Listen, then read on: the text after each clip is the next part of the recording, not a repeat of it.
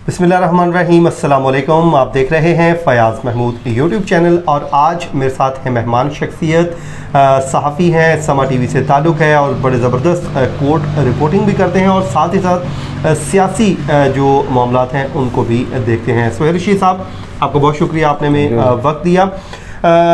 नाज़रीन, NA 249 कराची का ये मार्का था जिसमें मुस्लिम लीग नून, पीपल्स पार्टी और तहरीक इंसाफ ये बड़े पहलवान थे जिनके दरमियान ये मुकाबला होना था और हुआ भी, लेकिन उसके बाद से अब तक इसमें जो तनाज़ात हैं वो ख़त्म होने का नाम नहीं ले रहे। लेकिन इलेक्शन से पहले जो प्रेडिक्शंस की जा रही थी वो ये थी कि मुकाबला होगा मुस्लिम लीग नून, पाकिस्तान तहरीक इंसाफ और TLP के दरमियान, लेकिन हैरान कुन तौर पे जीत उसमें पीपल्स पार्टी गई।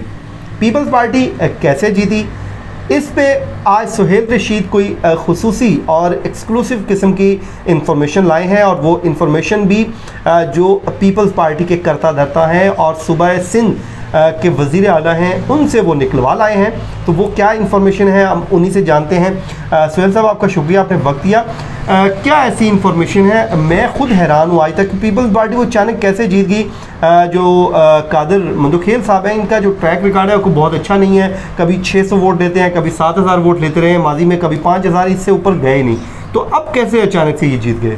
जी देखें, ये कादर मंदुखेल साहब से ज़्यादा पीपल्स पार्टी की जो प्लानिंग थी ना, उसके ऊपर जब आपने सवाल किया कि हैरानी हुई थी कि कैसे जीत गई है, तो हैरत ज़्यादा मैं भी था और इत्फाक से उस दिन मुराद अली शाह पेश होने आ गया एहतसाब अदालत और उनकी समाअत शुरू होते कोई 1 घंटा लग गया। ठीक, तो इस दौरान वो घुल मिल गए, थोड़ा सा फ्रैंक भी हो जाता है बंदा, तो उसमें हमने उनसे बातचीत शुरू कर दी और मैंने उनसे इसी हैरत का इजहार किया कि पीपल्स पार्टी कराची में कैसे। तो वो बड़े मुस्कराए, उन्होंने कहा कि हमने नातजुर्बाकारों का फ़ायदा उठाया है। और नातजुर्बाकार उन्होंने किसको करार दिया? उन्होंने नातजुर्बाकार करार दिया शाहिद खाकान अब्बासी और मिफ्ता इस्माइल को। अच्छा, उन्होंने कहा कि मुस्लिम लीग नून ने जब कराची में पूरी कैंपेन इन दोनों को दी तो हमें बहुत अच्छे से पता था कि इनको कराची की डायनामिक्स का नहीं पता, ना इनको बाई इलेक्शन इसका ज़िमनी इलेक्शन का पता होता है कि इसमें कैसे क्या करना है। उन्होंने कहा कि हमने इनका फ़ायदा उठाया और हमें ये अच्छी तरह से कैलकुलेट किया हुआ था कि एक तो रमज़ान है, दूसरा ज़िमनी इलेक्शन है, तीसरा इस हल्के का पास्ट क्या रहा है, ये हल्का किसी का भी मिल्कियती कभी नहीं रहा।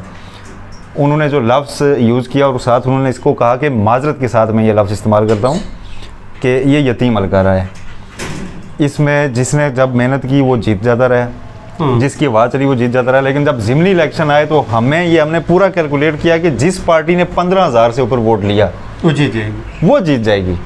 इन सब ने उसको जनरल इलेक्शन बना के पूरे मुल्क में कैंपेन्स बनाते रहे, ट्रेंड्स बनाते रहे, बड़ी लीडरशिप को इन्वॉल्व करते रहे। हमने अपना पूरा जोर जो हमारा 15,000 वोटर था उन तक पहुंचने और उनको पोलिंग स्टेशन पहुंचाने पे लगाया कि रमज़ान भी है, गर्मी भी है, इनको कैसे लेके जाना है पोलिंग स्टेशन पे। ठीक है, तो हमारा वोटर कोई भी इस वजह से उस दिन नहीं रुका कि गर्मी है, उनको फैसिलिटेट किया, उनको जाके वोट डलवाया और हमें बहुत अच्छे से पता था कि 15,000 से ऊपर हमने वोट लिया तो हम यहाँ से सीट निकालने में कामयाब हो जाएंगे।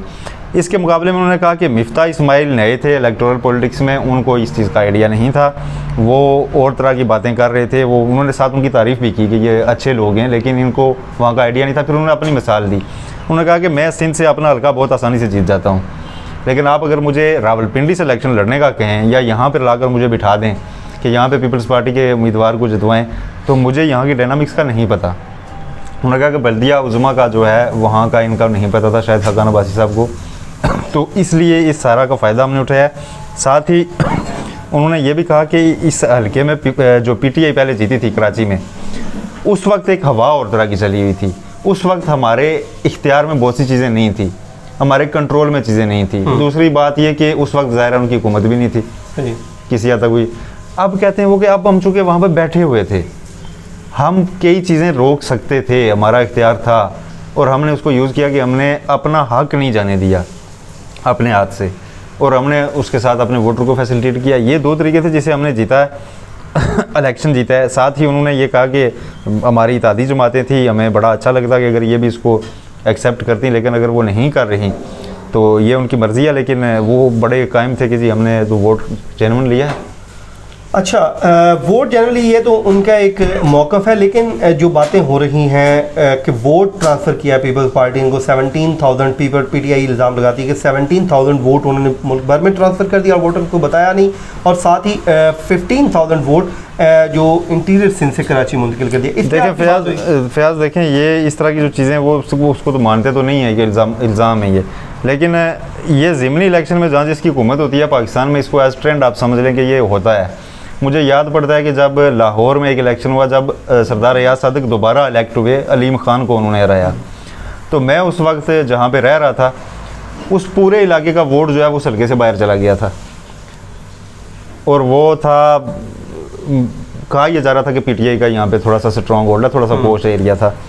तो इलेक्शन के बाद मैंने देखा कि वहाँ पे बैनर्स लगे होते थे कि जिसका वोट हल्के से बाहर चला गया था, इलेक्शन कमीशन से रब्ता करे और उसका वोट हम वापस करेंगे। अच्छा। लेकिन डेंट पड़ चुका था और बहुत नैरो से मार्जिन से सरदार रियाज सादिक दोबारा इलेक्ट हो चुके थे, लेकिन अपोजिशन भी उस पर इतना ज़्यादा शोर नहीं करती, क्योंकि कुछ चीज़ें उनको पता होती हैं कि कहाँ कानूनी लूप होल्स हैं, उनका फ़ायदा वो उठाते हैं। तो जो मुराद अली शाह ने, मेरा ख्याल है, कम कहा उसको ज़्यादा समझा जाए कि अब हम वहाँ बैठे हुए थे, अब हम इख्तियार में भी थे और तो हमने जो कर सकते थे हमने वो इस्तेमाल ज़रूर किए अपने। तो उन्होंने कोई इलीगल चीज़ तो क्लेम नहीं की, मैं ये बड़ा ऑनर आपको मैं बता दूँ, उन्होंने कोई ऐसा नहीं कहा कि हमने कोई इलीगल, उन्होंने वही कहा कि हम अपने वोटर को ले जाने में कामयाब हुए हैं, लेकिन साथ उन्होंने ये ज़रूर कहा कि अब हम कई सारी वो चीज़ें रोक सकते थे जो 2018 में हम नहीं रोक सकते थे।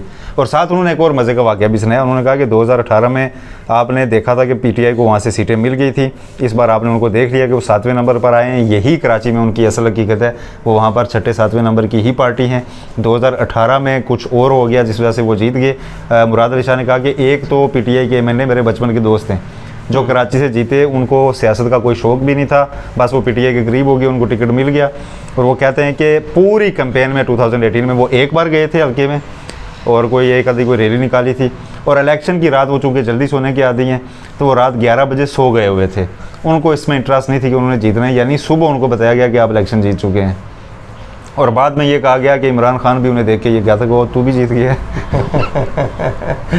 तो लेकिन सोहेल, बड़ा शॉर्टली बताइएगा कि हुकूमतें आमतौर पे जीती हैं, बिल्कुल आपने दुरुस्त कहा, फिर पंजाब में ऐसा क्या हो रहा है कि पीटीआई हार रही है, क्या वजह क्या है? इलेक्शन लड़ना नहीं आ रहा है, इलेक्शन लड़ना जिस तरह नून लीग और पीपल्स पार्टी हुकूमतों में इलेक्शन लड़ना भी आप किसी हद तक कह रहे हैं कि नहीं आ रहा, या उस तरह के हथकंडे इस्तेमाल नहीं कर रहे, या जो भी है, लेकिन पंजाब में इनकी गवर्नमेंट तो है, लेकिन आपको पता है बहुत नैरो से मार्जिन से है। आप ये नहीं कह सकते कि यहाँ पे ये वन वे ट्रैफिक चला सकें। यहाँ पे मुस्लिम लीग नून एक अटल हकीकत के तौर पर मौजूद है, और अभी तक उनका दावा है, अभी तक ये जंग ख़त्म नहीं हुई। हुकूमत बना ली हुई है पंजाब में पीटीआई ने, लेकिन अभी तक ये जंग ख़त्म नहीं हुई कि लाहौर किसका है, पंजाब किसका है। और वहाँ पे जो पंजाब की बाद सीटें ऐसी हैं जहाँ पर मुस्लिम लीग नून बहुत स्ट्रॉन्ग होल्ड में है, उसके एंटी आपको उम्मीदवार ही नहीं मिलता खड़ा करने के लिए, क्योंकि तमाम बरादरियाँ जो होती हैं वो उस पार्टी में होती हैं, पूरी की पूरी बरादरी जाती है, उसके मुकाबले में आप किसको उम्मीदवार खड़ा कर लेंगे? तो ऐसे में पीटीआई काफ़ी हद तक उसको अगर कम्पीट कर रही है तो ये भी बड़ी हिम्मत है, लेकिन आप ठीक कह रहे हैं कि पंजाब में वो उस तरह वो जीत नहीं पा रहे। मेरा ख्याल है जो डस्का का इलेक्शन था उसमें उन्होंने ट्राई की थी वो ज़्यादा ट्राई कर गए, तो उसके बाद उन्हें लगा कि हमें ये नहीं करना चाहिए, वो कॉन्शियस हो गए, हमारा ये गेम नहीं। ये था जी आज का हमारा एक छोटा सा सेशन सोहेल रशीद साहब के साथ। आपका बहुत शुक्रिया, आपने वक्त दिया। मुझे और सोहेल को दीजिए इजाज़त, अपना फीडबैक हमें ज़रूर दीजिएगा। अल्लाह हाफ़िज़।